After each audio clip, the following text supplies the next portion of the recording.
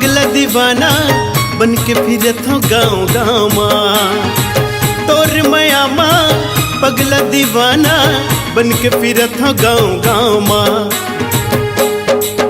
गोरी आजा बे वो आजा बे रे रानी, आजा बे पूछत मोर नाम ला।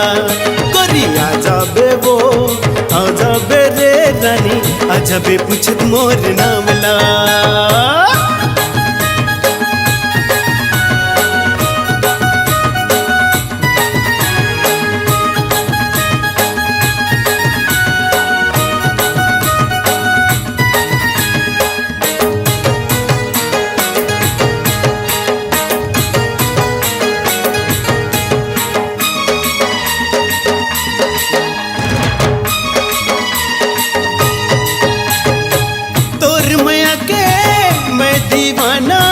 ना तोर काहे बताना, तोर माया के मैं दीवाना, ना तोर काहे बताना।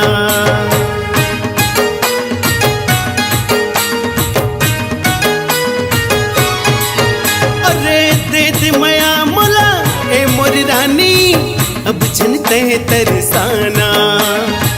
दे दे माया मोला ए मोर रानी, अब झनते तरसाना। गोरी आजा बे वो आजा बे रे रानी, आजा बे पूछत मोर नाम ला। आजा बे वो आजा बे रे गोरी, आजा बे पूछत मोर नाम ला।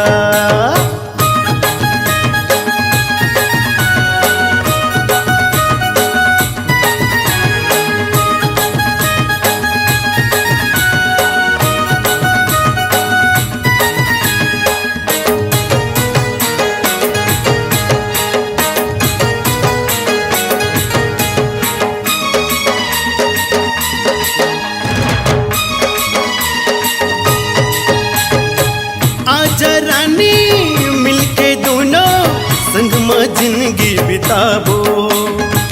आजा रानी मिलके दोनों संग में जिंदगी बिताबो।